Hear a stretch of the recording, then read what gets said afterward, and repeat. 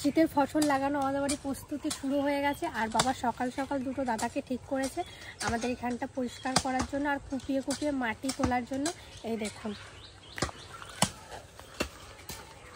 একটা জিনিস দেখবি কি শুয়োপোকা। বাবা এই গাছটা তো প্রত্যেক বছর শুয়োপোকা যায়। চারিদিকটা কোপানো হয়ে গেছে, ওদিকে দেখা কোপাচ্ছে, ওদিকে দুটো দাদা একসাথে লেগেছে। আর অনেকটা কোপানো হয়ে গেছে। প্রথমে জল দিয়েছিল, একবার কুপিয়ে জল দিয়েছিল, নরম হয়ে গেছে, আবার একবার করে কোপানো চলছে। আজকে মনে হয় এটা কোপানো কমপ্লিট হয়ে যাবে পুরোটাই, না দেখা? দাদা কি করো? এই যে মুনিশ লাগাই দিয়ে গেছিলাম, হয়েছে? হ্যাঁ হয়েছে না?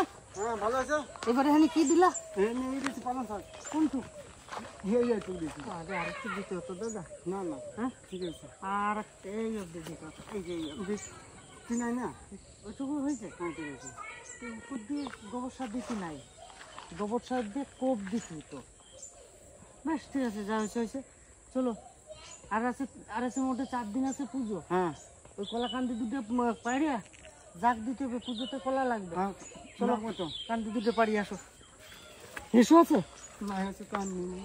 এসো না না এনে দেওয়া হয়েছে, হ্যাঁ এনে কাজ কমপ্লিট। কমপ্লিট। আসো চলে আসো, কাজ করলে হয় বুঝলা। এই যে মাটিটা কোবাইছে না, 2-3 রোদ খাক, মাটির একটা উর্বরের একটা গ্যাস থাকে, গ্যাসটা শুকিয়ে যাক, শুকিয়ে পড়ে যাক, তারপরে আবার সুন্দর করে ভিজিয়ে দিয়ে খুচখুচ করে কোপ দিয়ে তারপরে আমরা সব ই করে দেবো, ঠিক আছে? ঠিক আছে। হ্যাঁ আসো।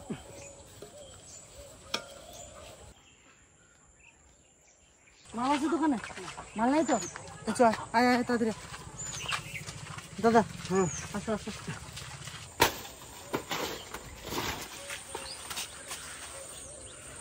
কোন জায়গা ভুলে গেছে? এটি নাকি?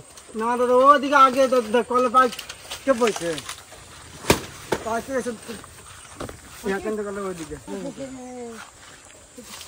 পাঠিয়ে গেছে দাদা। এই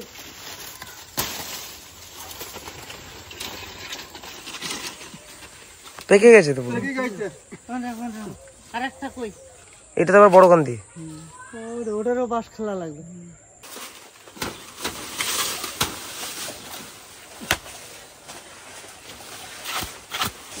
নাই তো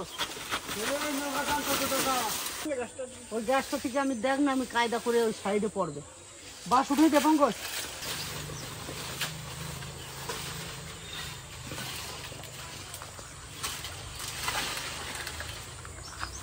এই কলা গাছগুলো তো কলা হবে এইগুলো।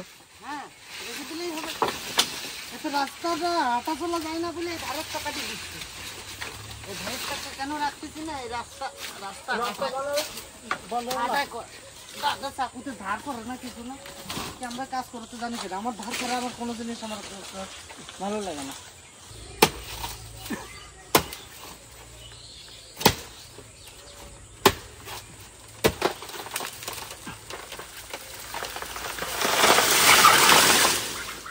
হয়েছে?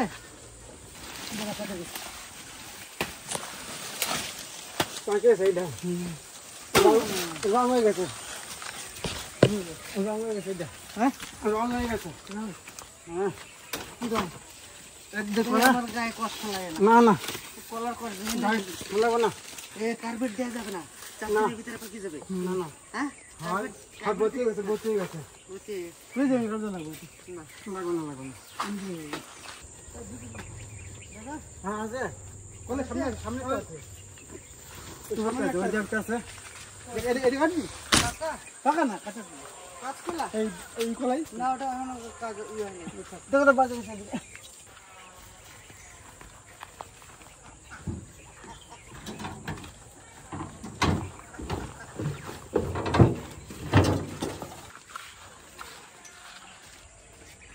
এখানে রাখো রাখো রাখো।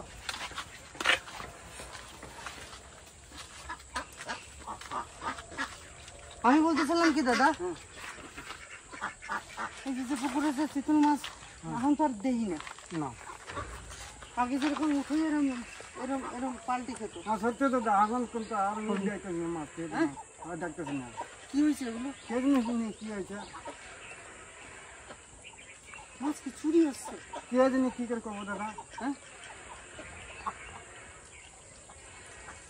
তো আমি তো দেই না দেখো, না আজকে এক কাজ করো দাদা, মাছ দিয়ে একটা পাতি থুই, হ্যাঁ দেখি কি অবস্থা, দেখি যদি চিতল মাছ থাকে তা অবশ্যই বাঁধবে। যেটা যেটা দড়ি এপার থেকে ওপারা গোছ গাড়ি দিয়ে দড়ি মাঝখানে টানাইয়ে মাছ গাঁটি দিলে এরম এরম মাছ খেলবে, আর এসে যদি চিতলে ধরে।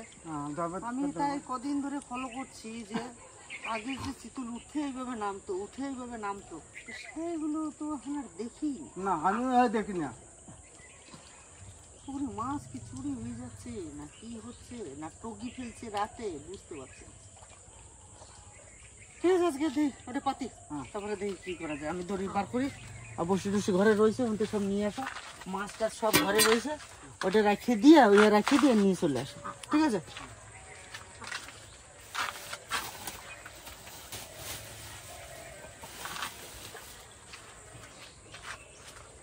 এই দড়ি লম্বা করে পাইতে সত্যি হবে না, চিতল আর দেই না, আমার মনে হচ্ছে যেন ব্যাপার স্যাপার কিছু বুঝতেও পারি না, কিছু করতে পারি না, কি করব তাই ভাবি। এত কষ্ট করে এত কিছু করি, সারা দিন একভাবে খাটি, সকালবেলা গিয়ে ওইদিকে খেটে এসছি, আবার বাড়ি এসে যাবার শুরু করেছি, শুধু শুধু পরিশ্রমের পর পরিশ্রম করেই যাচ্ছে। তবে এত শখ করে চিতল মাছগুলো ছেড়েছি, ভেটকি পাইনি সেটা আলাদা ব্যাপার, ভেটকি হয়তো মরে গেছে, ওটাকে আমি মনে বুঝ দিতে পারবো, কিন্তু আমার তো চিতলগুলো ছিল, চিতলগুলোর তো আমি দেখি না। এইভাবে অনেকক্ষণ ধরে এইভাবে যদি পুকুরে নজর করে রাখতাম তো টপুস করে এইভাবে এইভাবে উঠে এইভাবে মানে ই খেত, সেটা দেখি না। দেখি আজকে থাকতে থাকতে পাঠিয়ে দিতে হবে, অন্ধকার হয়ে গেলে আর হবে না। তরকারি রান্না হচ্ছে চুল চুল তো সব পড়ে যাবে তো, কমা কমা।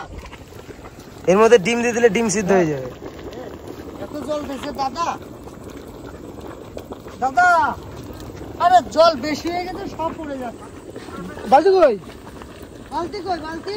চুন চুন, এত এত প্রভাবশালী চুন, তখন ভিজিয়েছি তখন কি পরিমাণে আগুনের মতন ঘুরছে, সব পড়ে গেল দাদা। ওই যে নিচের দিকে এখানে ডিম দিয়ে দিলে ডিম সিদ্ধ হয়ে যাবে। চুনটা বেশি হয়ে গেছে। ওর মধ্যে দিলে ওটা যদি গলে যেত। না, কে জানে কি হবে। সমস্যা তো বিশাল আচ্ছা একটু ঠান্ডা হোক, তারপর এটা দিয়ে হবে। হ্যাঁ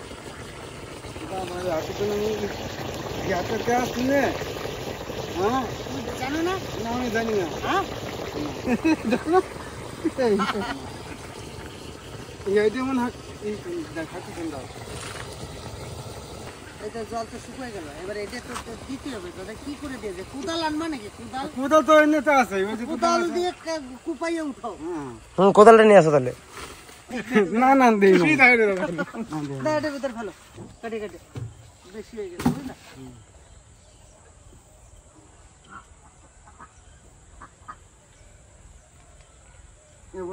জল দেন পুড়ে যাবে না?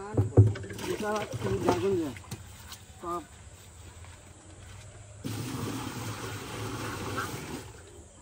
এখানে বসি কটা বাঁধো, তুমি ইয়ে করো।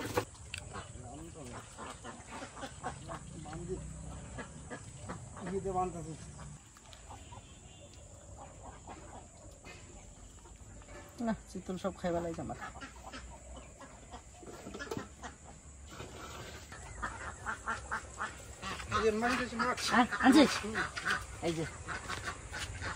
এই যে চ্যাং মাছ, দেখো চ্যাং মাছ, এই চ্যাং মাছ দিয়ে পাতবো। চল এই লাইনটা পাতি দেবো, দড়ি নিয়ে আসিস, তাহলে আমি নামবো কোন দিয়ে, ওই দিক দিয়ে নামে যা। সুতো ছাড়বি তুই, হ্যাঁ সুতো ছাড়বি, আর আমি সুতো নিয়ে গিয়ে আগে ওই মাথায় বানবো। আর এই একটা রড,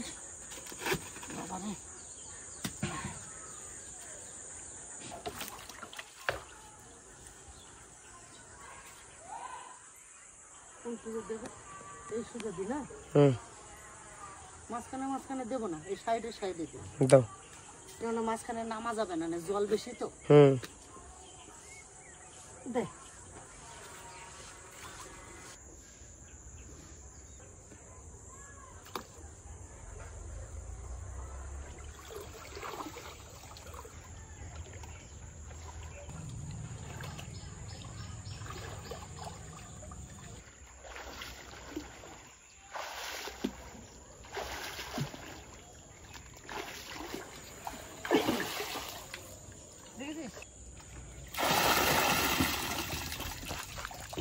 মাঝখানে দিলেই ভালো হতো মনে হয়, হুম মাঝখানে দিলে মানে ভালো হতো। মাঝখানে ঠাই পাবো না যে।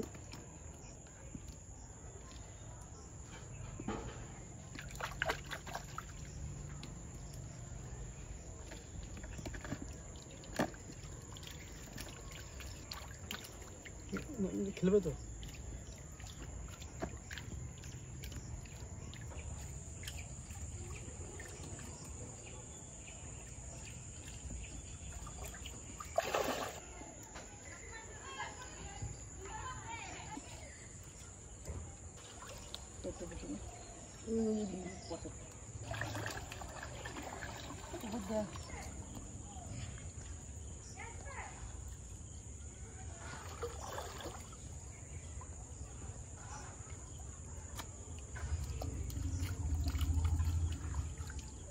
বাদি গেছে নাকি?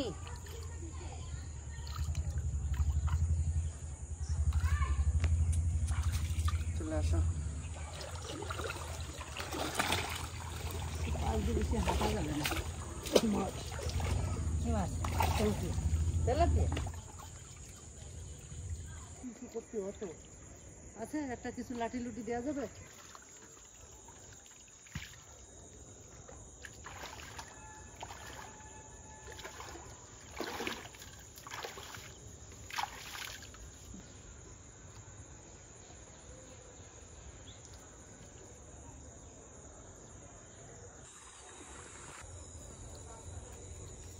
বেলায় বেলায় পেতে দিলাম, দেখা যাক। চিতল যদি থাকে নিশ্চয়ই বাঁধবে, আর চিতল না থাকলে বাঁধবে না।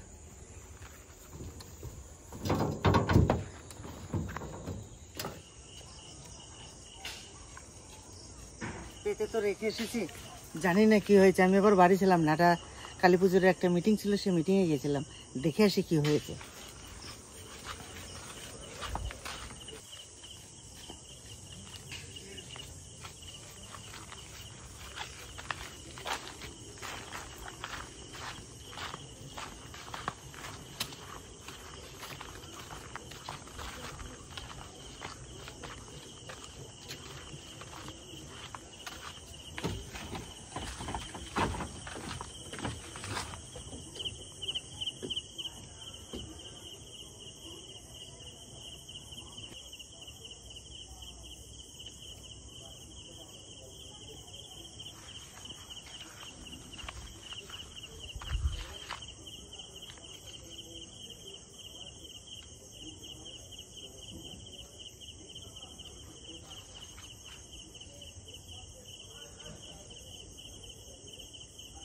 না,